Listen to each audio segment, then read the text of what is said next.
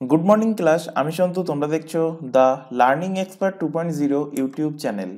আজকে তোমাদের ইতিহাসের উপর থেকে থাকছে 30 নম্বর ক্লাস, এবং 30 নম্বর ক্লাসে আমরা নতুন একটা টপিক শুরু করতে চলেছি। আমাদের এর আগের ক্লাস পর্যন্ত, অর্থাৎ 29 নম্বর ক্লাস পর্যন্ত অ্যানসিয়েন্ট হিস্ট্রির টোটাল টপিক কিন্তু কমপ্লিট হয়ে গেছে। লাস্ট ক্লাসে আমরা দেখেছিলাম দক্ষিণ ভারতের যে সমস্ত রাজবংশ ছিল সেগুলো নিয়ে আমাদের আলোচনা চলছিল, এবং বলেছিলাম নেক্সট ক্লাস থেকে তোমাদের শুরু হবে মধ্যযুগীয় ইতিহাস, অর্থাৎ মেডিভেল হিস্ট্রি। অর্থাৎ এবার আক্রমণ করবে ভারতে বিদেশিরা, অর্থাৎ বিদেশি আক্রমণ হবে। তো কোন কোন বিদেশি আক্রমণ হবে সেগুলো নিয়ে থাকবে আজকের ক্লাসে আলোচনা। তো আজকের মেনলি টপিক থাকছে invention of Arab and Turk, অর্থাৎ ভারতে বিদেশি হিসাবে আরব এবং তুর্ক আক্রমণ। তো তোমাদের খেয়াল করো, যখন হর্ষবর্ধন পড়িয়েছিলাম তারপরে আমি বলেছিলাম যে মাঝখানে এদের সমসাময়িক দক্ষিণ ভারতে যে রাজবংশগুলো চলছে সেগুলো আমরা পড়িয়ে নেবো, তারপরে মধ্যযুগীয় ইতিহাসে আমরা চলে আসব। এবং হর্ষবর্ধনের শেষেই আমরা বলেছিলাম যে হর্ষবর্ধনের মৃত্যু হচ্ছে।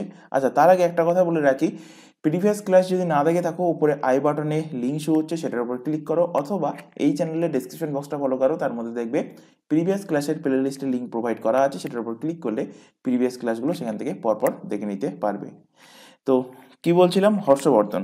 তো হর্ষবর্ধন যখন মারা যাচ্ছে, হর্ষবর্ধনের কিন্তু কোনো বিবাহ করেনি এবং তার কোনো কিন্তু সন্তানও ছিল না, এবং এর ফলে কি তার কোনো উত্তরাধিকারী কিন্তু ছিল না, মানে সে মারা যাওয়ার পর কোনো শাসক কিন্তু ছিল না।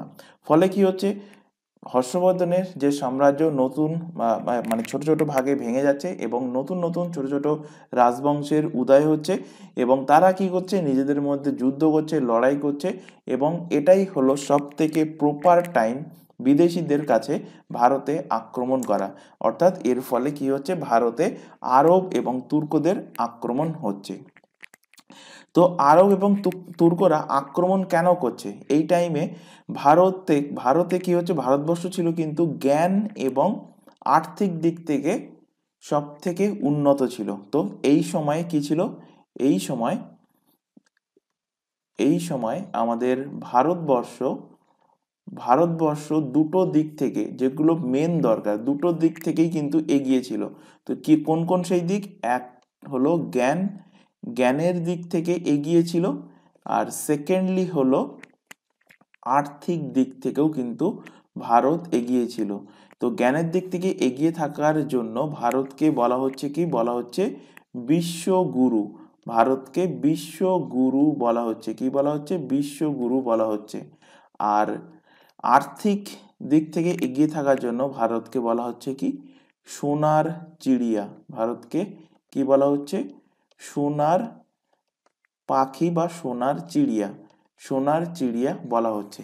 এবার একটা জিনিস ভেবে দেখো, যে ভারতে কি আছে, ভারতে নলেজ আছে, জ্ঞান আছে, সেখানে বিদ্বান ব্যক্তি আছে, জ্ঞানী গুণী ব্যক্তি আছে, এবং তার পাশাপাশি ভারতে অর্থও আছে, টাকাও আছে। তাহলে ভারতকে কেন বাইরে থেকে অ্যাটাক করবে না? তো এই কারণেই কিন্তু ভারতে অ্যাটাক হচ্ছে। এবং ভারতের আক্রমণের কারণ, আরবরা প্রথম আক্রমণ করছে।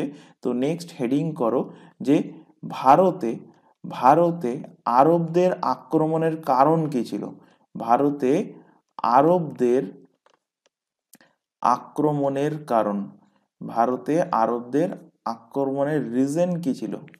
তো তিনটে রিজন ছিল এদের কাছে, তিনটে কারণ ছিল মেনলি। তিনটে কারণ কি কি? একটা হলো টাকা পয়সার প্রাপ্তি, অর্থাৎ ধন দৌলত পাওয়া যাবে এখান থেকে। কি পাওয়া যাবে? ধন দৌলতের প্রাপ্তি। লেখো, ধন দৌলতের ধন দৌলতের প্রাপ্তি। আচ্ছা, এই টাইমে যখন এখানে আরবরা আক্রমণ করছে, এখানে আরেকজন ব্যক্তির নাম আমরা প্রত্যেকেই জানি, হজরত মোহাম্মদ। হজরত হজরত মোহাম্মদ হজরত মোহাম্মদ হজরত মোহাম্মদ কে ছিলেন? ইসলাম ধর্মের সংস্থাপক। ইনি কে ছিলেন? ইনি ছিলেন ইসলামের সংস্থাপক বা প্রতিষ্ঠাতা।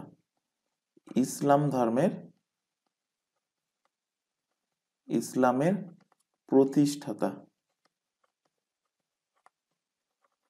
কে ছিলেন? এই হযরত মুহাম্মদ। এই হযরত মুহাম্মদের মৃত্যু হচ্ছে 632 খ্রিস্টাব্দে, বা বলতে পারো 630 খ্রিস্টাব্দের আশেপাশে। আচ্ছা, আমি 32 লিখে দিচ্ছি। 632 খ্রিস্টাব্দের আশেপাশে কি হচ্ছে? হযরত মুহাম্মদ মারা যাচ্ছে, এনার মৃত্যু হচ্ছে। এনার মৃত্যু হওয়ার পর এনার উত্তরাধিকারী কে হচ্ছে? এই হযরত মুহাম্মদের উত্তরাধিকারী কে হচ্ছেন? উত্তরাধিকারী হচ্ছেন আবু বকর। উত্তরাধিকারীর নাম কি? উত্তরাধিকারীর নাম আবু বকর। আবু বকর। আবু বকর হচ্ছেন এনার উত্তরাধিকারী। এই আবু বকরই হচ্ছেন কি? আবু বকরই হচ্ছেন খলিফা।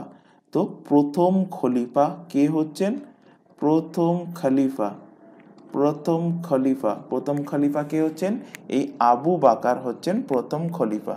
আর এই খলিফাদের মেনলি দুটো দায়িত্ব ছিল। তো খলিফাদের দায়িত্ব কি ছিল? খলিফার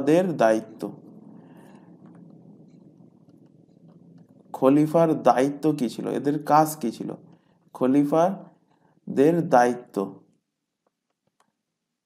এদের দায়িত্ব ছিল মেনলি দুটো। একটা হলো ধর্মের প্রমুখ, এরা ছিল ধর্মের হেড, এরা ছিল। এবং এর পাশাপাশি সাম্রাজ্যেরও প্রমুখ ইনিই ছিল, খলিফা ছিল। এর পাশাপাশি কি? সাম্রাজ্যের প্রমুখ। তাহলে খলিফাদের মেন দুটো দায়িত্ব কি ছিল? এনারা ধর্মেরও হেড, এবং এর পাশাপাশি এনারা কিন্তু সাম্রাজ্যেরও কিন্তু হেড ছিল। কে? খলিফারা সাম্রাজ্যের হেড ছিল। এবং খলিফারা কি বলছে? এরা কি আদেশ দিচ্ছে? এরা আদেশ দিচ্ছে ইসলাম ধর্ম প্রচার করো এবং তার পাশাপাশি সাম্রাজ্য বিস্তার করো। তো সেকেন্ড কারণ কি হয়ে যাচ্ছে? আরবদের ভারত আক্রমণের সেকেন্ড কারণ হয়ে যাচ্ছে ইসলাম ধর্মের প্রচার। ইসলাম ধর্মের প্রচার ও প্রসারের জন্য ইসলাম ধর্মের প্রচার এবং প্রসারের জন্য এরা হামলা করছে। এছাড়া তৃতীয় কারণ কি? সাম্রাজ্য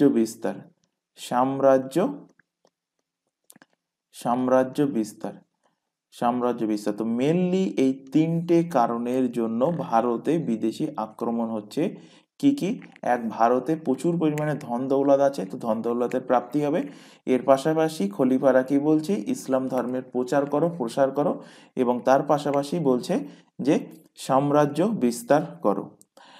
তো সর্বপ্রথম যে খলিফা আসে, এই নাম কি বললাম? আবু বকর। এনার নেতৃত্বে প্রথম যখন সাম্রাজ্য বিস্তারের চেষ্টা করা হয়, তো প্রথম দিকে কিন্তু চেষ্টা কি হয়? ব্যর্থ হয়। তো প্রথম চেষ্টা এদের ব্যর্থ হয়।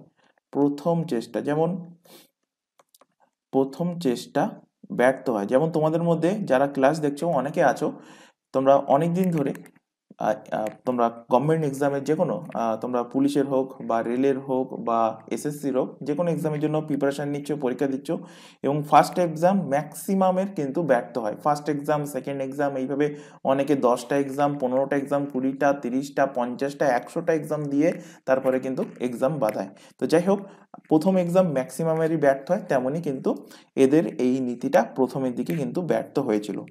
এরপর ব্যর্থ হতে হতে তারা কিন্তু ব্যর্থ হচ্ছে তাই কি, কিন্তু চেষ্টা করে যাচ্ছে। তো ব্যর্থ হতে হতে নেক্সট খলিফা আসে, পরবর্তী খলিফা আসছে, তার নাম ওয়াহিদ। পরবর্তী খলিফা কে আসছে? পরবর্তী খলিফা আসছে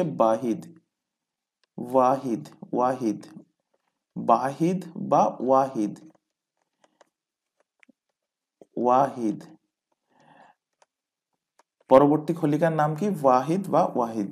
এই ওয়াহিদের একজন গভর্নর ছিল। ওয়াহিদের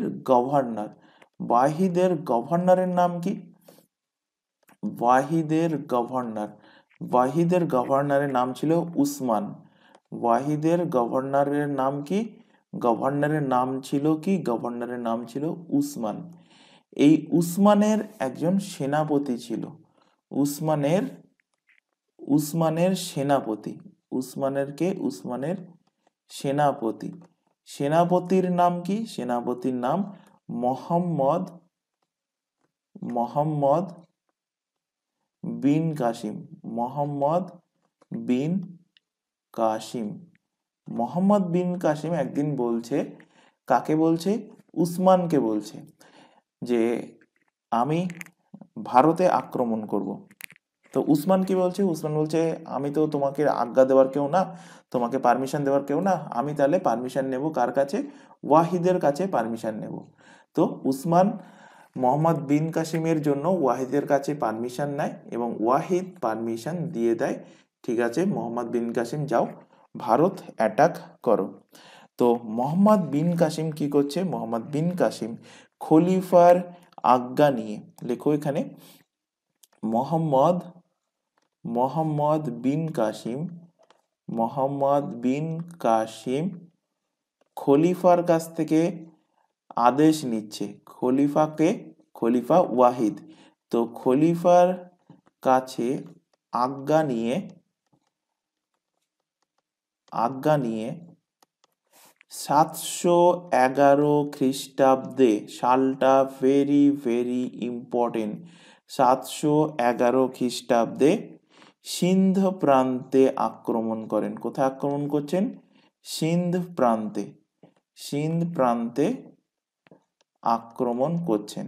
এবং তখন ভারত ছিল অখণ্ড, এই সিন্ধ প্রান্ত কিন্তু ভারতের আন্ডারে ছিল। তো সিন্ধ প্রান্তে আক্রমণ করছে। তো ভারত আক্রমণ কবে করছে? কোশ্চেন দেয় মোহাম্মদ বিন কাসিম কত সালে ভারত আক্রমণ করছে? তো 711 খ্রিস্টাব্দে তিনি কিন্তু ভারত আক্রমণ করছে। ভারতের কোথায়? সিন্ধ প্রান্তে আক্রমণ হচ্ছে। এবার সিন্ধ প্রান্তে তখন রাজাকে, সিন্ধ প্রান্তের রাজা হলেন দাহির সেন। রাজা ছিলেন দাহির সেন।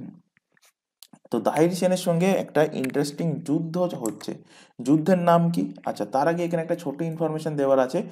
ইনফরমেশনটা হলো, তোমরা এখন যে ক্লাসটা দেখছো সেটা আরআরবি, এনটিপিসি এবং প্রত্যেকটা এক্সামের প্রিলিয়ান মেন্সের জন্য হিস্ট্রি ফাউন্ডেশন ব্যাচ। এছাড়া বাকি যে এক্সামের নামগুলো দেখতে পাচ্ছ প্রত্যেকটা এক্সামের জন্য আমাদের চ্যানেলে কিন্তু ক্লাস চলছে সম্পূর্ণ ফ্রিতে। রেগুলার বেসিসে লাইভ ক্লাস চলছে। লাইভ ক্লাস অ্যাটেন্ড না করতে পারলে ক্লাস থেকে যায় রেকর্ডেড ফরম্যাটে। তো এই প্রত্যেককে একটা কথা বলবো, কেউ রেকর্ডেড কোনো ক্লাসকে ডাউনলোড করে বা লাইভ ক্লাসকে ডাউনলোড করে দেখবে না। এটা তোমাদের কাছে একটা ছোট রিকোয়েস্ট থাকছে, তোমরা রেকর্ডেড দেখো বা তোমরা লাইভ দেখো, তোমরা ডাইরেক্ট অনলাইনে দেখবে, কেউ ডাউনলোড করে দেখবে না। আর এই প্রত্যেকটা এক্সামের জন্য আলাদা আলাদা হোয়াটসঅ্যাপ ব্যাচ ওপেন করা আছে। হোয়াটসঅ্যাপ ব্যাচে যুক্ত হওয়ার একটাই বেনিফিট, রুটিন পেয়ে যাবে, ক্লাসের লিঙ্কগুলো পেয়ে যাবে, এক্সাম ওরিয়েন্টেড সমস্ত গুরুত্বপূর্ণ ইনফরমেশন হোয়াটসঅ্যাপ ব্যাচ থেকে পেয়ে যাবে। তো এই নিচে যে হোয়াটসঅ্যাপ নাম্বার তোমাদের সামনে শো হচ্ছে, এই নাম্বারে শুধুমাত্র হোয়াটসঅ্যাপে মেসেজ করে আমাদেরকে ইনফর্ম করবে যে তোমরা কোন ব্যাচে অ্যাড হতে চাও। তো তবে তোমাদের রিকোয়ারমেন্ট অনুযায়ী নির্দিষ্ট ব্যাচে অ্যাড করে নেওয়া হবে, বা কোনো জিজ্ঞাসা থাকলেও শুধুমাত্র হোয়াটসঅ্যাপে মেসেজ করে আমাদেরকে ইনফর্ম করবে, কেউ নর্মাল কল, ভিডিও কল করবে না। এর পাশাপাশি এখানে আরও আরেকটা ইনফরমেশন দেবো, তোমরা এখন যে চ্যানেলে ক্লাসটা দেখছো তার নাম দ্য লার্নিং এক্সপার্ট 2.0। এই চ্যানেলেই পেয়ে যাবে প্রতিটা এক্সামের জন্য জিকে জিএস এর ক্লাস, কারেন্ট অ্যাফেয়ার্সের ক্লাস, রিজনিং, ইংলিশ এবং ম্যাথের ক্লাস সম্পূর্ণ ফ্রিতে পাবে এই চ্যানেল থেকে। তাই প্রত্যেককে বলছি চ্যানেলটাকে সাবস্ক্রাইব করে বেল আইকনকে অল নোটিফিকেশন সেট করে নাও। রেগুলার বেসিসে চ্যানেলটাতে ক্লাস চলছে, রেগুলার বেসিসে চ্যানেলটা থেকে ক্লাসগুলো করতে থাকো। আচ্ছা, দাহির সেনের সঙ্গে একটা যুদ্ধ হচ্ছে। যুদ্ধের নাম কি? যুদ্ধের নাম হলো রাবারের যুদ্ধ। রাবারের রাবারের যুদ্ধ কত সালে হচ্ছে? তো 712 খ্রিস্টাব্দে হচ্ছে। 712 খ্রিস্টাব্দে। কোন যুদ্ধ? রাবারের যুদ্ধ। তো এই রাবারের যুদ্ধে পার্টিসিপেট করছে কে কে? তো একজন তো অবভিয়াসলি মোহাম্মদ বিন কাসিম। মোহাম্মদ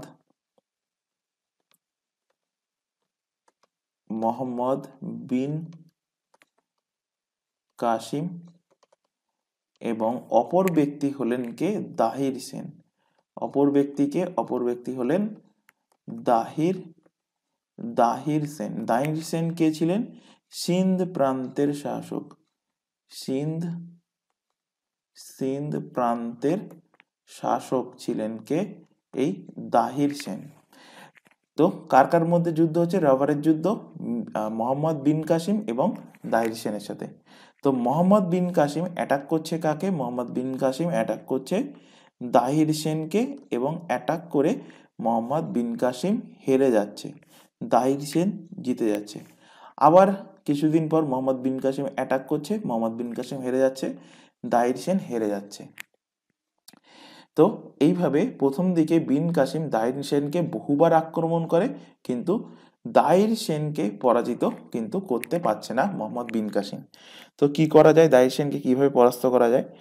তো প্রত্যেকে দেখবে যে কারোর ক্ষতির পিছনে তার নিজেরই কেউ কিন্তু জড়িত থাকে, ম্যাক্সিমাম ক্ষেত্রে দেখা গেছে। যেমন রামায়ণে তোমরা দেখেছো, রামায়ণে রাবণকে হত্যা করার জন্য রাবণের ভাই কিন্তু বিশ্বাসঘাতকতা করেছিল। তেমনি এখানে দাহির সেনের একজন প্রজা, দাহির সেনের এরিয়ার একজন প্রজা বিশ্বাসঘাতকতা করছে। কি বিশ্বাসঘাতকতা করছে? তো দাহির সেনের এই সিন্ধ প্রান্তের মধ্যে একটা জায়গা ছিল, সেখানে কি ছিল? সেখানে ছিল একটা মন্দির। সেখানে কি ছিল? সেখানে একটা মন্দির ছিল। সেখানে একটা মন্দির ছিল। মন্দিরের মাথায় কি ছিল? মন্দিরের মাথায় ছিল একটা পতাকা। মন্দিরের মাথায় ছিল কি? একটা ধ্বজ ছিল, ধ্বজ বলে বা পতাকা। এই পতাকার সাথে একটা লাল রঙের তাবিজ জড়ানো ছিল। লাল রঙের কি ছিল? লাল রঙের তাবিজ জড়ানো ছিল। তো বিশ্বাসঘাতকতা যিনি করছেন তিনি বলছেন কি, তিনি মোহাম্মদ বিন কাসিমকে বলছেন, এই যে লাল তাবিজ বাঁধা আছে এই সিন্ধ প্রান্তের এই মন্দিরের দেয়ালে, এই তাবিজের জন্য দাহির সেন বারবার জিতে যাচ্ছে। এবার মোহাম্মদ বিন কাসিম সেটা শুনে করলো কি? মোহাম্মদ বিন কাসিম সেটা শুনে এখানে পাথর ছোড়ার মেশিন নিয়ে আসলো, এখানে পাথর ছোড়ার যন্ত্র নিয়ে আসলো, নিয়ে এসে এখান থেকে পাথর ছুঁড়ে মারলো, এখান থেকে ওই পতাকার দিকে পাথর ছুঁড়ে মারলো। তো এর ফলে কি হলো? পতাকা এখান থেকে ভেঙে নিচে মাটিতে লুটিয়ে পড়লো, পতাকা ভেঙে নিচে মাটিতে চলে আসলো, এবং তার পাশাপাশি যে তাবিজটা ওখানে জড়ানো ছিল সেই তাবিজটাও ওখান থেকে খুলে মাটিতে পড়ে গেল। এবার দেখো, এটা একটা সাইকোলজিক্যাল ব্যাপার। সাইকোলজিক্যাল ব্যাপার, পাথর কে ছুটছে? পাথর ছুটছে মোহাম্মদ বিন কাসিম। মোহাম্মদ বিন কাসিম। মোহাম্মদ বিন কাসিমের সৈন্যরা কি করছে? পাথর ছুটছে, পাথর বর্ষণ করে।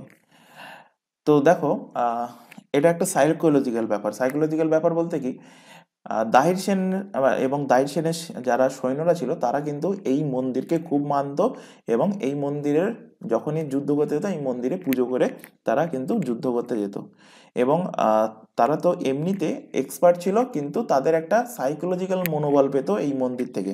যেমন সাপোজ ধরো, আমি যদি তোমাদের মধ্যে কাউকে একটা পেন দিয়ে দিই এবং পেন দিয়ে বলি এই পেন দিয়ে তোমরা পরীক্ষায় লিখবে, তো পরীক্ষায় দেখবে তোমরা অবভিয়াসলি পাস করে যাবে।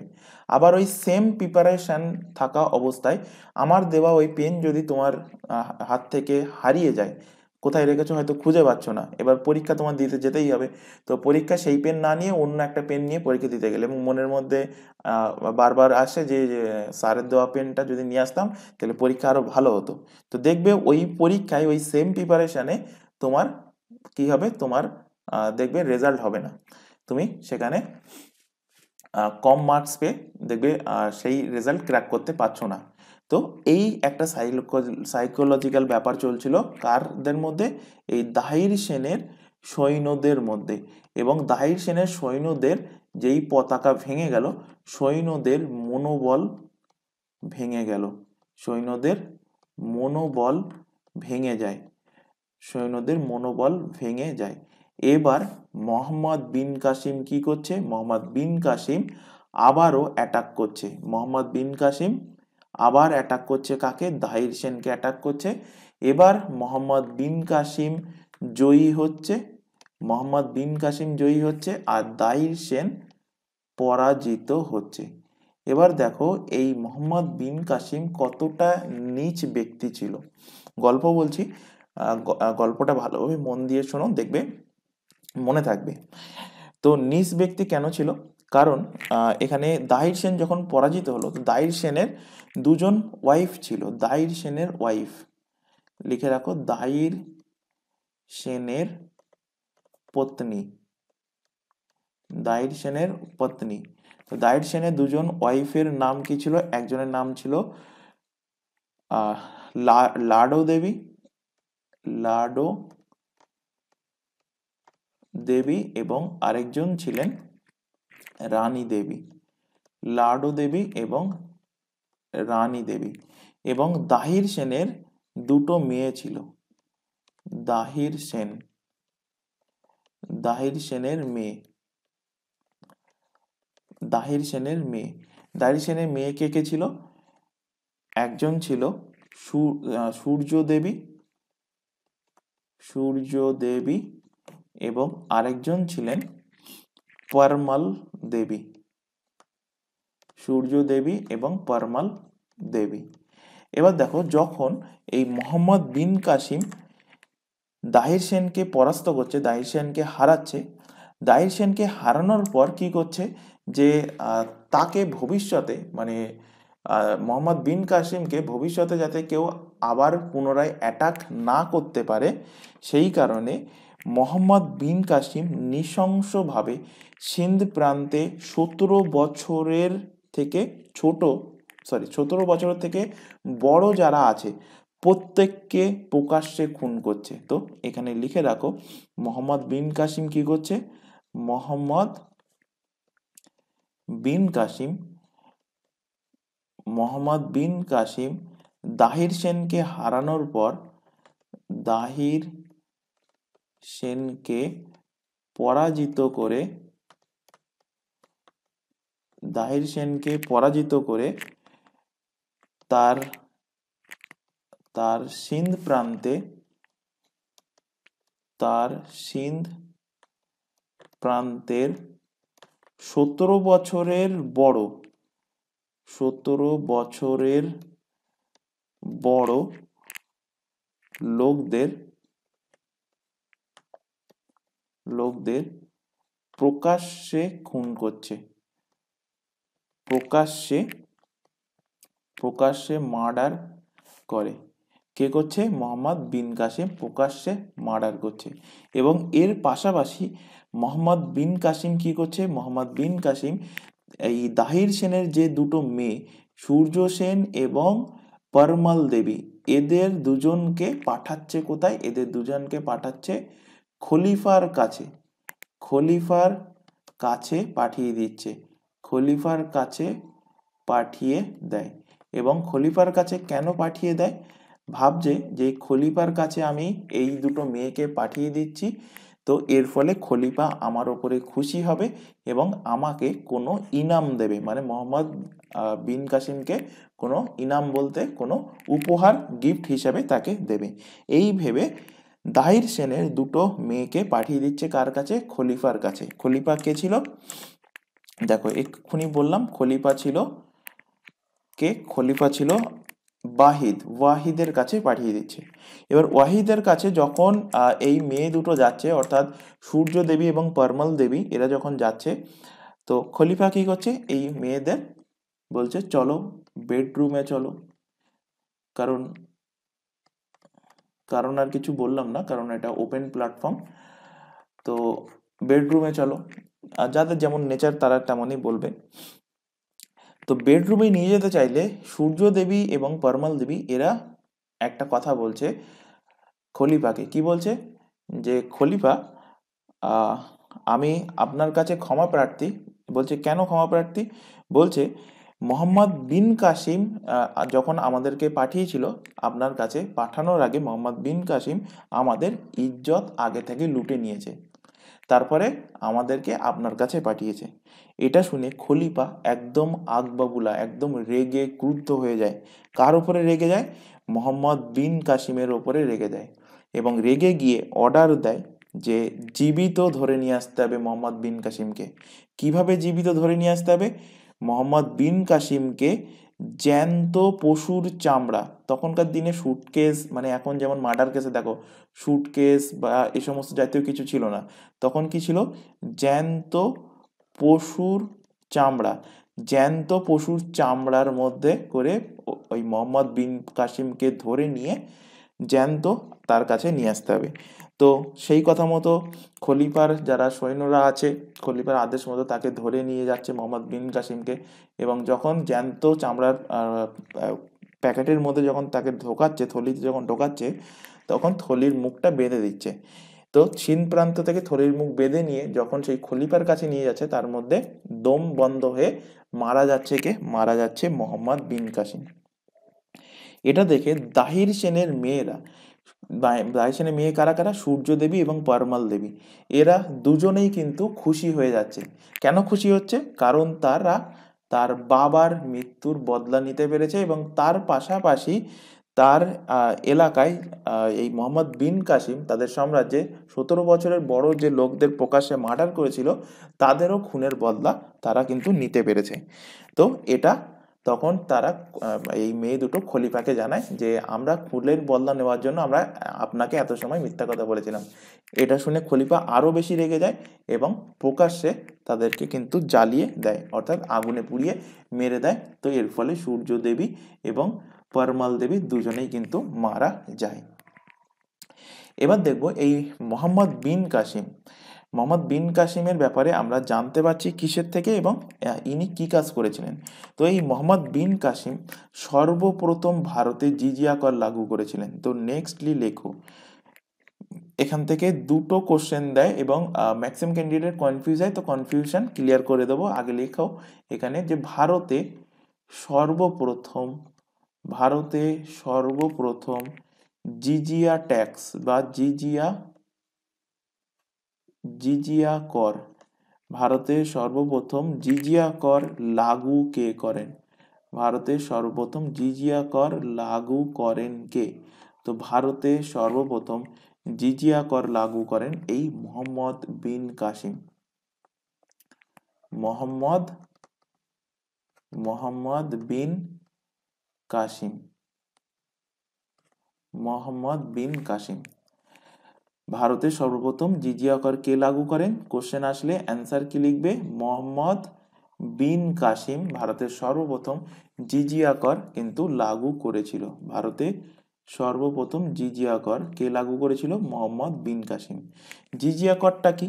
এই জিজিয়া কর হলো এক প্রকার কর যেটা মুসলিমদের ওপর অ্যাপ্লিকেবল হয় না, অর্থাৎ এটা এক প্রকার নন মুসলিম ট্যাক্স।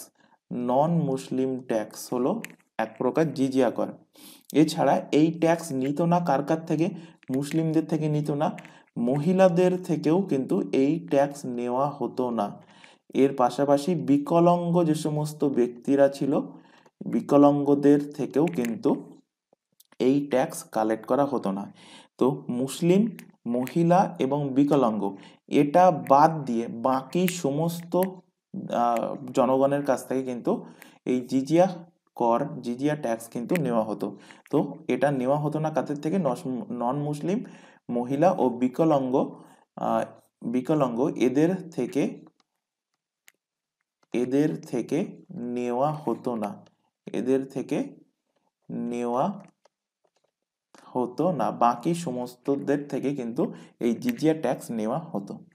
এবার তোমাদের মনে একটা কোশ্চেন আসবে বা তোমরা হয়তো পড়েছো। কোশ্চেন কি? কোশ্চেন দেয় যে ভারতে সর্বপ্রথম জিজিয়া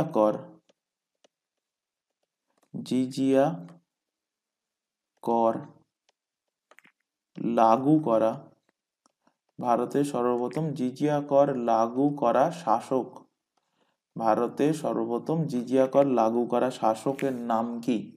বহুবার এক্সামে কোশ্চেন দিয়েছে এবং এই দুটো কোশ্চেনের মধ্যে ম্যাক্সিমাম ক্যান্ডিডেট গুলিয়ে ফেলে। একটা কি বলেছি, একটা বলেছি ভারতের সর্বপ্রথম জিজিয়া কর লাগু করেন কে, আরেকটা কথা বলেছি ভারতের সর্বপ্রথম জিজিয়া কর লাগু করা শাসকের নাম কি। অ্যান্সারটা আগে বলে নিই, তারপরে আমি পার্থক্য বলছি। তো অ্যান্সার হবে কুতুবউদ্দিন আইবক। কুতুবউদ্দিন কুতুবউদ্দিন কুতুবউদ্দিন আইবক। কুতুবউদ্দিন আইবক ভারতের প্রথম শাসক যিনি জিজিয়া ট্যাক্স লাগু করেছিলেন। যিনি কি করেছিলেন? জিজিয়া কর তিনি লাগু করেছিলেন।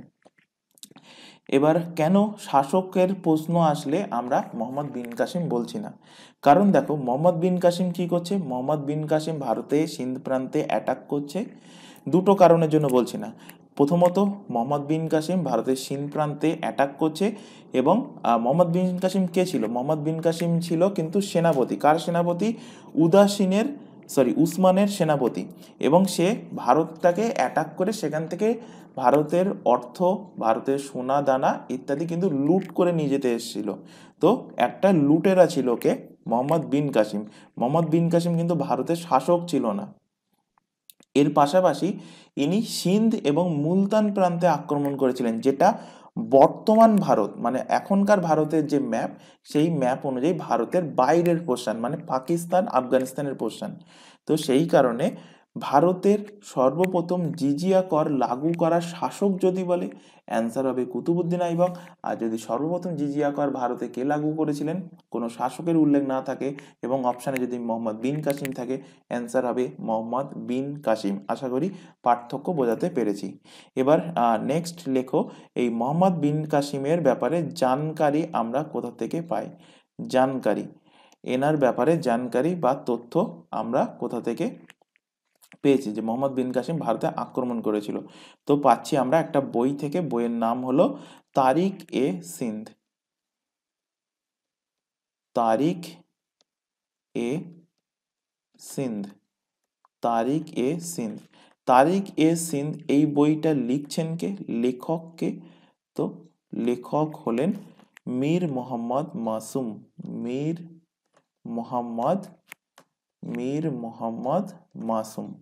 মীর মোহাম্মদ মাসুম। তো এখানে হয়ে গেল মাসুম, এখানে হয়ে গেল মোহাম্মদ বিন কাসিমের মৃত্যু।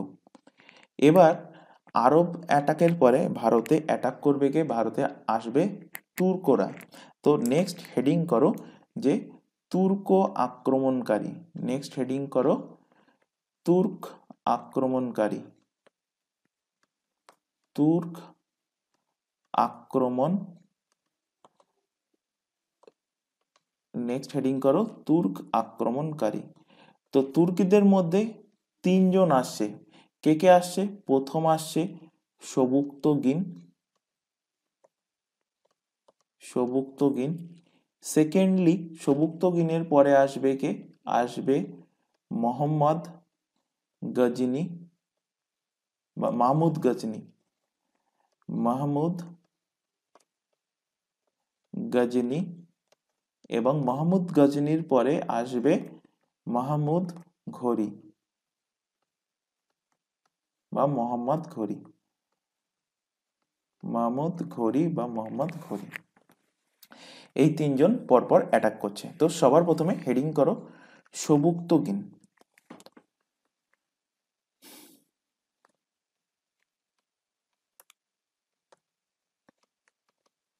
সবুক্তগিন, হেডিং করো সবুক্তগিন। সবুক্তগিনের টাইম পিরিয়ড কত থেকে কত থাকছে? সবুক্তগিন 1977 থেকে এনার টাইম পিরিয়ড থাকছে 977 থেকে এনার টাইম পিরিয়ড থাকছে 997 সাল পর্যন্ত এনার টাইম পিরিয়ড থাকছে। এনার পিতার নাম কি সবুক্তগিনের? সবুক্তগিনের পিতা হলেন অল্পগিন। সবুক্তগিনের পিতা হলেন কে? সবুক্তগিনের পিতা হলেন কে? অল্পগিন। অল্পগিন ইনি ভারতে আক্রমণ করা প্রথম তুর্ক শাসক। তো লিখে রাখো, ইনি ভারতে আক্রমণ করা ভারতে আক্রমণ করা আক্রমণ করা প্রথম তুর্ক শাসক প্রথম তুর্ক শাসক। তো ভারত আক্রমণ করা প্রথম তুর্ক শাসক কে, যদি কোশ্চেন আসে অ্যান্সার কি লিখবে? ভারত আক্রমণ করা প্রথম তুর্ক শাসক হলেন সবুক্তগিন। সবুক্তগিন ভারতে আক্রমণ করা প্রথম তুর্ক শাসক। ইনি 1986 সালে অ্যাটাক করছেন কোথায়? পাঞ্জাবে। 1986 খ্রিস্টাব্দে কোথায় অ্যাটাক করছেন? পাঞ্জাবে অ্যাটাক করছেন, পাঞ্জাবে আক্রমণ করেন। এবং পাঞ্জাবের তখন শাসককে, পাঞ্জাবের শাসক হলেন জয়পাল। পাঞ্জাবের শাসককে, পাঞ্জাবের শাসক হলেন জয়পাল। এই জয়পালকে অ্যাটাক করেন এবং জয়পালকে পরাজিত করেন, জয়পালকে পরাজিত করছেন। এবং এরপর তিনি পাঞ্জাব থেকে, আর তার আগে এগোননি, পাঞ্জাব থেকে তিনি আবার রিটার্ন করে চলে যাচ্ছেন। এবার রিটার্ন করে যাওয়ার সময় তার মৃত্যু হচ্ছে কত সালে গিয়ে? 997 সালে। 997 সালে এনার মৃত্যু হয়। 997 সালে ইনি মারা যাচ্ছেন, এনার মৃত্যু হচ্ছে, এনার হয়ে যাচ্ছে রাম নাম সত্য। এবার দেখো সবুক্তগিনের ছেলে আসছে। সবুক্তগিনের ছেলে ছিল, তো ছেলে কে কে ছিল? সবুক্তগিনের ছেলে, দুটো ছেলে ছিল। সবুক্তগিনের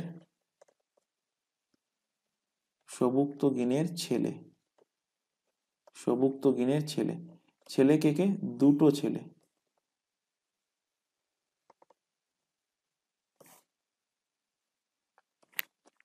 একজন হলেন মোহাম্মদ,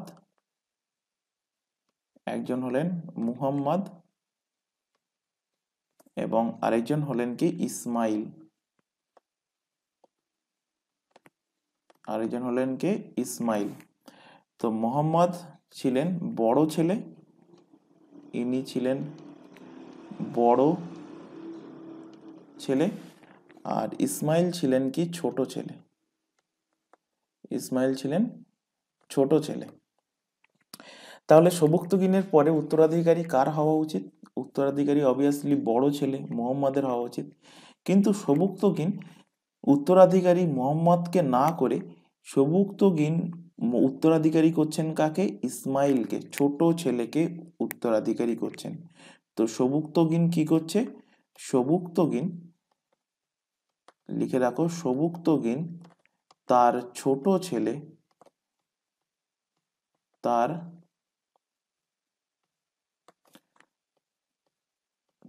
ছোট ছেলে ইসমাইলকে,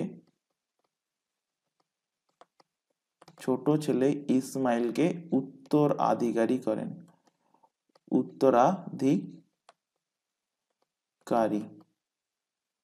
উত্তরাধিকারী করেন। তাহলে সবুক্তগিনের পরে পরবর্তী শাসক কে হচ্ছে? সবুক্তগিনের পর পরবর্তী শাসক হয়ে যাচ্ছে এই ইসমাইল। ইসমাইল হয়ে যাচ্ছে সবুক্তগিনের পর পরবর্তী শাসক। এবার ছোট ছেলে শাসক হচ্ছে, এটা দেখে বড় ভাইয়ের কি ভালো লাগবে? না, বড় ভাইয়ের তখন গা জ্বালা করছে, বড় ভাই ইসমাইলের ওপর রেগে যাচ্ছে, ক্রুদ্ধ হয়ে যাচ্ছে। তো বড় ভাই কি করছে? বড় ভাই একদিন ছোট ভাইকে ডাকছে, আচ্ছা ভাই আয়, এদিকে আয়, শোন।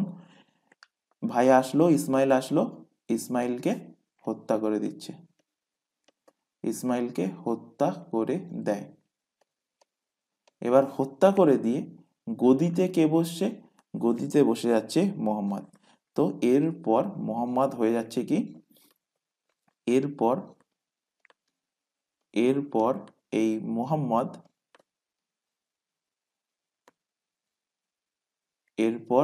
মোহাম্মদ,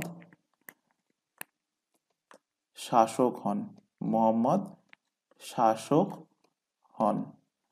আর এই মোহাম্মদই, এনার নাম হয়ে যাচ্ছে কি? এনার নাম হয়ে যাচ্ছে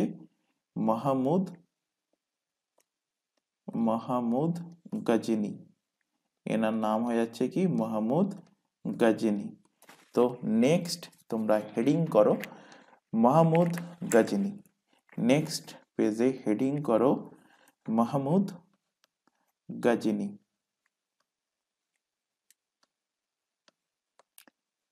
মাহমুদ গজনী। মাহমুদ গজনীর টাইম পিরিয়ড কখন থেকে কখন পর্যন্ত? তো এনার টাইম পিরিয়ড দেখো 998 থেকে 998 থেকে 1030 সাল পর্যন্ত, 1030 সাল পর্যন্ত হলো এনার টাইম পিরিয়ড, 1030 সাল। ইনি ভারতে, কোশ্চেন দেয় মাহমুদ গজনী ভারতে কতবার আক্রমণ করেছেন? তো ইনি ভারতে আক্রমণ করেন 17 বার।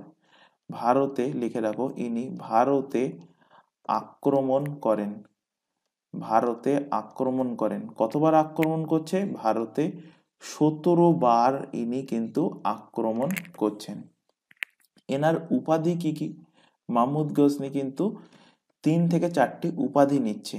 তো এনার উপাধিগুলো কি কি সেগুলো আগে দেখব। তো এনার উপাধি, তো ইনি শাসক হওয়ার সাথে সাথেই ইনি নিজেকে কি বলছেন? নিজেকে বলছেন আমি হলাম সুলতান। আমি হলাম কি? সুলতান। তো ইনি উপাধি নিয়ে নিচ্ছেন, কিসের উপাধি? সুলতানের উপাধি ইনি নিয়ে নিচ্ছেন। নেক্সট উপাধি ইনি নিচ্ছেন গাজী। গাজী, গাজীর উপাধি ইনি নিচ্ছেন। গাজীর অর্থ কি? গাজী অর্থাৎ গাজীর উপাধি নেওয়ার অর্থ হলো কি? ইনি হলেন ধর্ম বিজেতা। ইনি হলেন কে? ইনি হলেন ধর্ম বিজেতা, ধর্ম বিজেতা। এরপর ইনি উপাধি নিচ্ছেন ইয়ামিন, ইয়ামিন উদ্দৌলা নিচ্ছেন, ইয়ামিন, ইয়ামিন উদ্দৌলা, ইয়ামিন উদ্দৌলা। ইয়ামিন উদ্দৌলার অর্থ কি? তিনি সাম্রাজ্যের ডান হাত। এর অর্থ কি? অর্থাৎ লিখে রাখো, ইয়ামিন উদ্দৌলার অর্থ কি? অর্থাৎ সাম্রাজ্যের ডান হাত তিনি। সাম্রাজ্যের, সাম্রাজ্যের রাইট হ্যান্ড, সাম্রাজ্যের ডান হাত। বলে না যে অমুক ব্যক্তি মিনিস্টারের রাইট হ্যান্ড, অমুক ব্যক্তি ওই অমুক মেম্বারের রাইট হ্যান্ড, এরকম বলে না, বা অমুক ব্যক্তি অমুক ডনের রাইট হ্যান্ড। তো তেমনি তিনি নিজেকে কি বলছেন? আমি সাম্রাজ্যের ডান হাত। এছাড়া এরপর ইনি উপাধি নিচ্ছেন আমিন উল মিল্লাত। আমিন, আমিন উল মিল্লাত, আমিন উল মিল্লাত উপাধি নিচ্ছেন। এর অর্থ কি? এর অর্থ হলো আমি মুসলিমদের রক্ষক, আমি ইসলাম ধর্মের রক্ষক। এর অর্থ কি? অর্থাৎ মুসলিমদের, মুসলিমদের আমি রক্ষক, মুসলিমদের আমি রক্ষক। এছাড়া ইনি উপাধি নিচ্ছেন মূর্তি ভঞ্জক, মূর্তি, ইনি উপাধি নিচ্ছেন মূর্তি ভঞ্জক বা বুথ সিকন, মূর্তি ভঞ্জক বা বুথ সিকন, অর্থাৎ মূর্তি ভাঙা অলা, মূর্তি ভাঙছেন যিনি, মূর্তি ভাঙছেন, মূর্তি ভাঙছেন যিনি। তো এনার এতগুলো উপাধি ছিল: সুলতান, গাজী, ইয়ামিন উদ্দৌলা, আমিন উল মিল্লাত এবং মূর্তি ভঞ্জক। উপাধিগুলো কার ছিল? এই মাহমুদ গজনীর কিন্তু এই উপাধিগুলো ছিল। এবার নেক্সট লেখো যে এই মাহমুদ গজনী প্রথম ভারতে আক্রমণ করছে কোথায় এবং কত সালে? তো প্রথম আক্রমণ মাহমুদ গজনীর, মাহমুদ গজনীর, মাহমুদ গজনীর প্রথম, প্রথম ভারত আক্রমণ, প্রথম ভারত আক্রমণ কত সালে ইনি ভারত আক্রমণ করছে প্রথমবার? তো ইনি প্রথমবার আক্রমণ করছে 1000 খ্রিস্টাব্দে। 1000 থেকে 1001 খ্রিস্টাব্দের মধ্যে ইনি প্রথমবার আক্রমণ করছে। কোথায় আক্রমণ করছে ইনি? প্রথম আক্রমণ করছে পেশাওয়ার। পেশাওয়ারে আক্রমণ করেন এবং পেশাওয়ারের তখন পেশাওয়ারের শাসক হলেন আব্দুল ফাতেহ দাউদ। পেশাওয়ারের শাসককে আবুল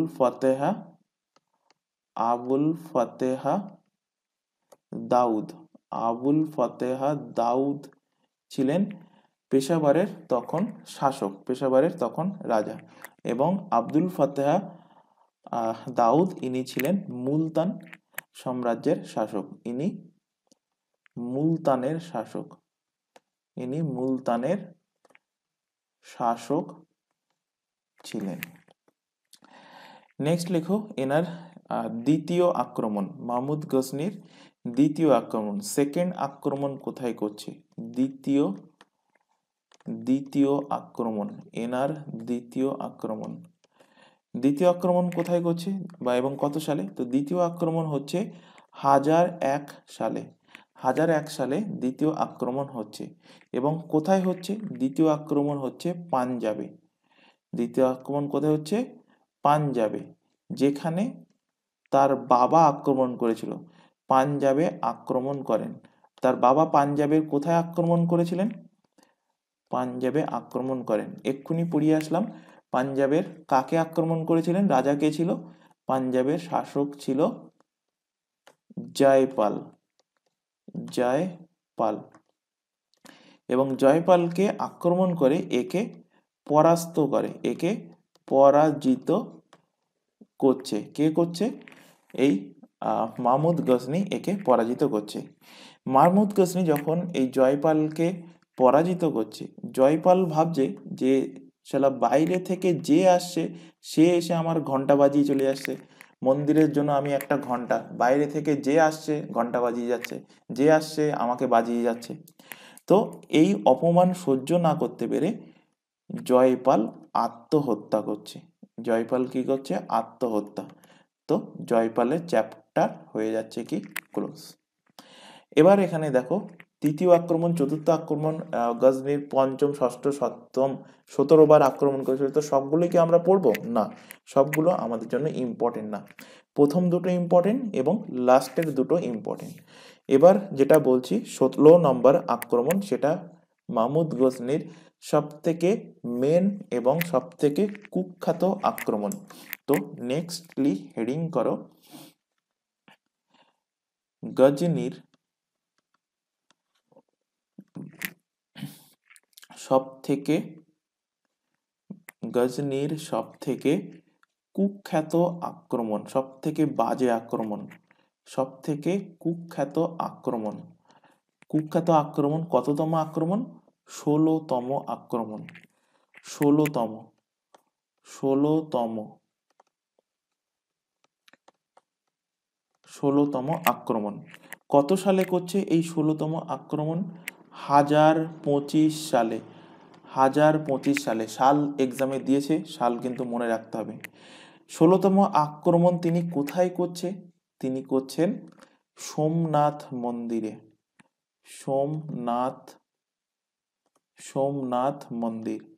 সোমনাথ মন্দির কোথায় অবস্থিত?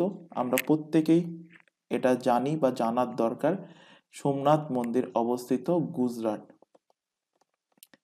গুজরাটে অবস্থিত সোমনাথ মন্দির।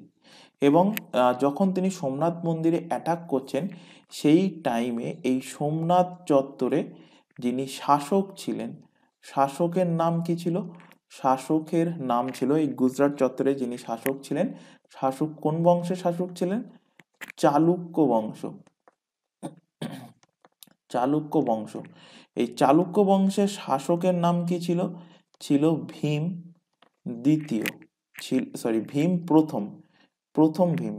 প্রথম ছিল। চালুক্য শাসক কে ছিল? ভীম প্রথম। তো নামে শুধু ইনি ভীম ছিল, ভীমের মতো বাহুবল এনার ছিল না। ইনি মাহমুদ গজনিকে দেখে ইনি প্যান্টে বাথরুম করে ফেলেছেন এবং ইনি পালিয়ে যাচ্ছেন। সবার প্রথমে পালিয়ে যাচ্ছে কে? শাসক। তো শাসক পালিয়ে গেছে, তার মানে সাম্রাজ্য এবার লুটপাট করার দায়িত্ব কার? লুটপাট করা মানে লুটপাট করা সব থেকে সহজ, ইজি।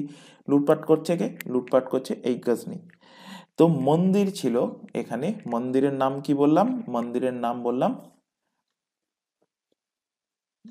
সোমনাথ মন্দির। দাঁড়াও এখানে একটা ছবি আঁকি, তাহলে বোঝাতে সুবিধা হবে কি ঘটনা অ্যাকচুয়ালি ঘটছে এবং কি নৃশংস তার পরিচয় দিয়েছে, সেটাও তোমরা এখান থেকে আইডিয়া করতে পারবে। তো এই ধরো এখানে এটা সোমনাথ মন্দির, সোমনাথ মন্দিরের ধরো দরজা এটা। ছবি ভালো হচ্ছে না, কিন্তু জাস্ট বোঝানোর জন্য আমি এখানে ছবিটা আঁকছি। সোমনাথ মন্দিরের ওপরে পতাকা, ধরো এই আছে পতাকা, সোমনাথ মন্দির। এটা কি? এটা হলো সোমনাথ, সোমনাথ মন্দির। তো যখন মোহাম্মদ গজনি এই সোমনাথ মন্দিরকে অ্যাটাক করছে, তখন সেখানকার রাজার তো দায়িত্ব যে এই অ্যাটাকটার থেকে বাঁচানো। তো রাজা কি হচ্ছে? রাজা পালিয়ে যাচ্ছে। তো রাজা যখন পালিয়ে যাচ্ছে, এই সোমনাথ মন্দিরের পুরো দেয়ালে কিন্তু সোনা দিয়ে বাঁধানো ছিল। আর এই যে আরব থেকে যারা আসছে, সবুক্তগিন, তারপর মাহমুদ গজনি, এরা আসছে একদম কাঙাল দেশ থেকে। সেখানে মানে আর্থিক অবস্থা খুবই খারাপ। আর এখানে মানে সোনা তো, সোনার চেন পরা তো দূরের কথা, সোনা তারা চোখেও দেখেনি। আর এখানে কি, আমাদের ভারতে তখন বিভিন্ন মন্দিরের গায়ে সোনার পাত লাগানো দেয়াল কিন্তু লাগানো ছিল, মানে এর দেয়ালে সোনার পাত লাগানো ছিল। তো যখন ভীম পালিয়ে যাচ্ছে, তাদের শাসক যখন পালিয়ে যাচ্ছে, তো সেখানকার যারা বাসিন্দা ছিল, বাসিন্দারা কি করছে? বাসিন্দারা জড়ো হচ্ছে, জড়ো হয়ে প্রোটেকশন দিচ্ছে। কাকে প্রোটেকশন দিচ্ছে? এই সোমনাথ মন্দিরকে। তো সোমনাথ মন্দিরকে, সোমনাথ মন্দিরের চারিপাশ দিয়ে দাঁড়িয়ে গেছে সেখানকার সেখানকার যারা বাসিন্দারা ছিল, সেখানকার বাসিন্দারা, মানুষজনরা সোমনাথ মন্দিরকে চারিদিক থেকে এইভাবে প্রোটেকশন দিচ্ছে, চারিদিক থেকে সারিবদ্ধভাবে প্রোটেকশন দিচ্ছে যে সোমনাথ মন্দির তারা লুট করতে দেবে না, এখানে মাহমুদ গজনির পা এখানে পড়তে দেবে না। সোমনাথ মন্দিরে মাহমুদ গজনি যাতে লুট না করতে পারে সেই প্রোটেকশন কে দিচ্ছে? দিচ্ছে সেখানকার মানুষজন, সেখানকার গ্রামবাসীরা। তো এরা সারিবদ্ধভাবে চারিদিক থেকে সোমনাথ মন্দিরকে ঘিরে রেখেছে গ্রামবাসীরা। তো এটা দেখে গজনি কি করছে?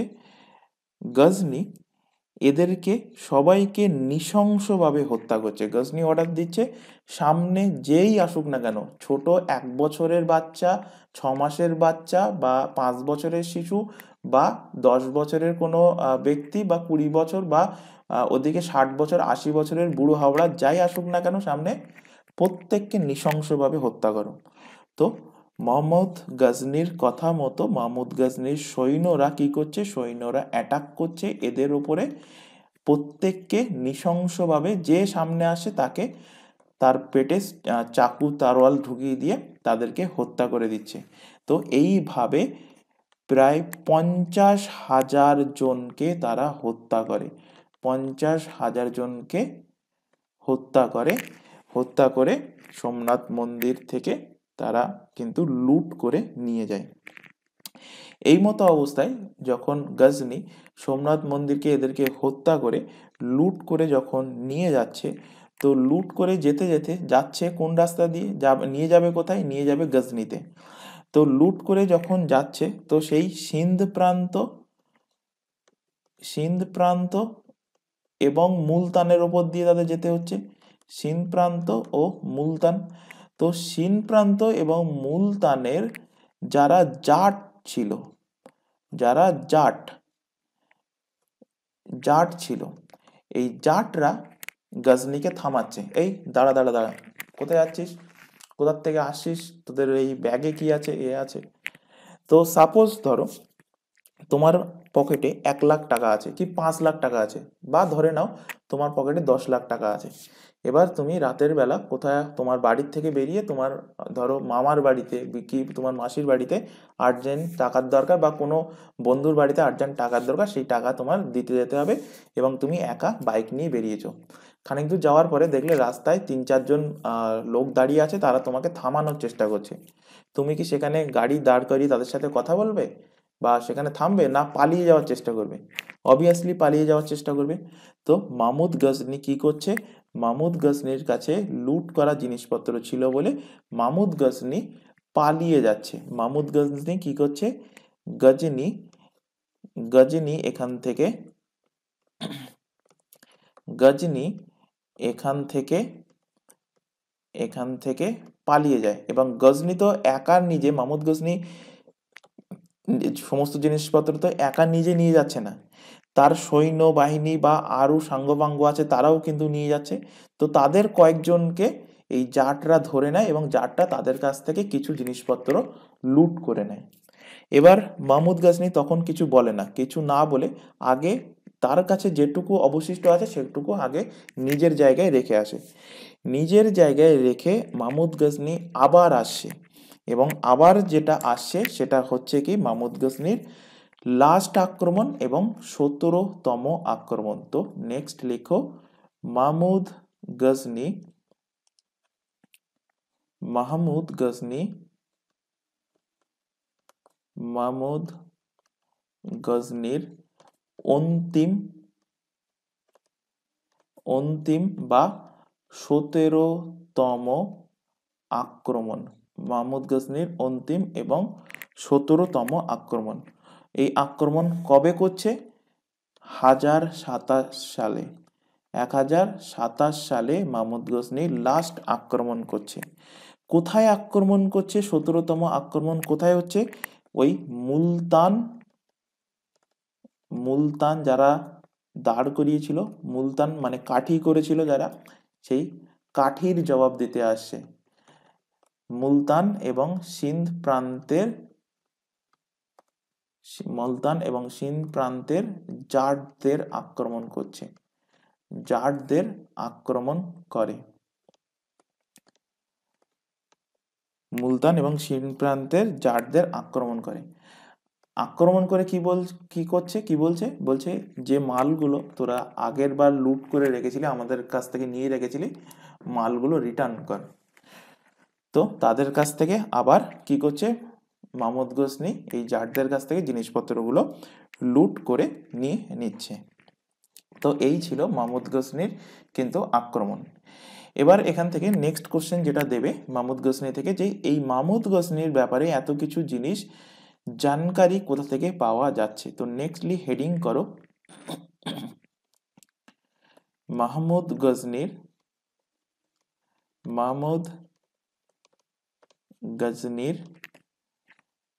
জানকারি। মাহমুদ গজনির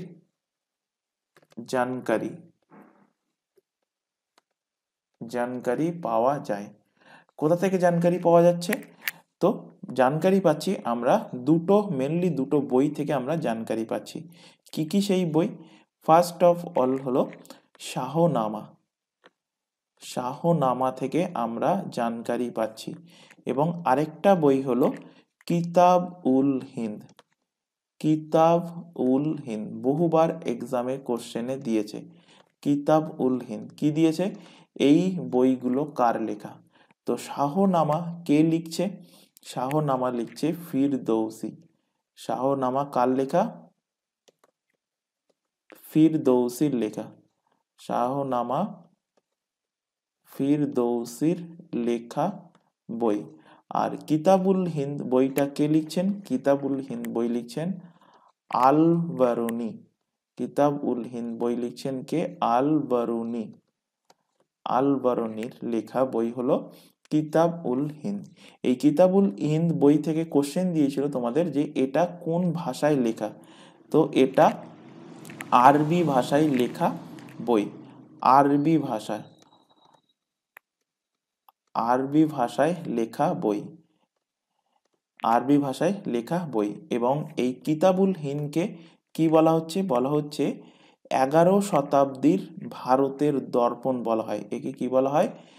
11 শতাব্দীর 11 শতাব্দীর ভারতের দর্পণ। 11 শতাব্দীর ভারতের দর্পণ বলা হয়। কাকে বলা হয়? বলা হয় এই কিতাব উল হিন্দ, এই বইটাকে 11 শতাব্দীর ভারতের দর্পণ বলা হয়। আচ্ছা, এখান থেকে আরেকটা কোশ্চেন দেয়, আল বেরুনির কিন্তু একটা উপনাম ছিল। কি নাম ছিল উপনাম? তো আবু রহমান মোহাম্মদ। আবু আবু রহমান আবু রহমান মোহাম্মদ।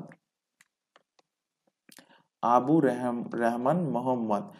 তো কোশ্চেন এরকম দেবে যে আল বেরুনির অপর নাম কি ছিল বা উপনাম কি ছিল? তো উপনাম ছিল আবু রহমান মুহাম্মদ। তাহলে ফিরদৌসির লেখার বইয়ের নাম কি? শাহনামা। এর থেকে মাহমুদ গজনির ব্যাপারে জানকারি পাওয়া যায়। এবং আল বেরুনির লেখা কিতাবুল হিন্দ, এর থেকেও কিন্তু মাহমুদ গজনির ব্যাপারে জানকারি পাওয়া যায়। এছাড়া মাহমুদ গজনির দরবারি কবি ছিলেন। কে ছিল দরবারি কবি? তো এখানে লেখো মাহমুদ গজনির দরবারি কবি। গজনির দরবারি কবি। তো দরবারি কবি দুজন ছিলেন। কে কে? একজন হলেন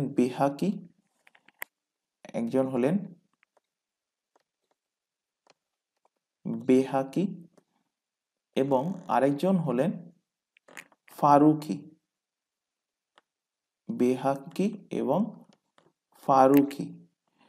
ফারুকি কি করেছিলেন? ফারুকি ইনি গজনবীর ব্যক্তিগত ছবি তিনি এঁকেছিলেন। ইনি গজনির ছবি এঁকেছিলেন। গজনির পার্সোনাল ছবি, ব্যক্তিগত ছবি আঁকেন। ইনি গজনির ব্যক্তিগত ছবি আঁকেন। আর বেহাকি কি লিখেছেন? বেহাকির লেখা গ্রন্থ, ইনি অনেক বই লিখেছেন। কি কি? অনেকগুলো বই আছে। একটা ফার্স্ট লেখো তারিখ এ সবুক্তগিন। তারিখ এ সবুক্তগিন।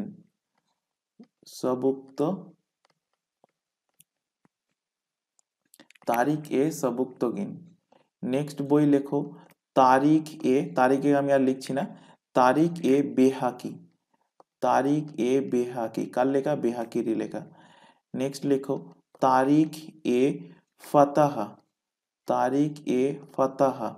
কার লেখা? এই বেহাকির লেখা বই। এছাড়া আরেকটা বই লিখে রাখো তারিখ এ মাসুহি।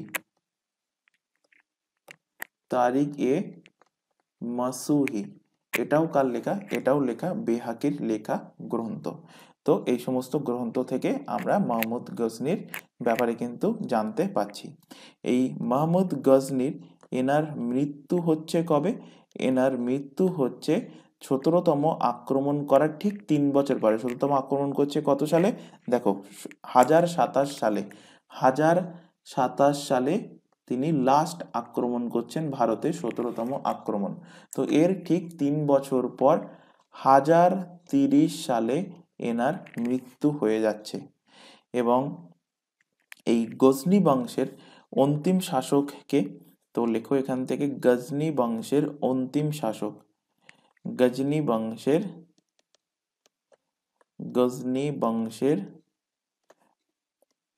অন্তিম শাসক।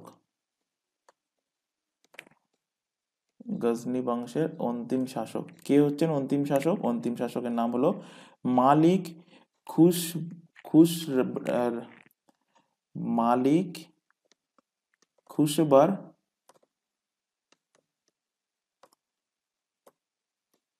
মালিক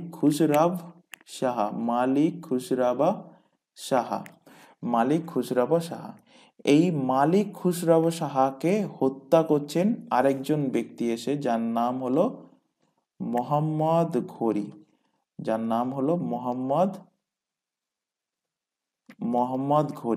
মোহাম্মদ ঘোরি কি করছে?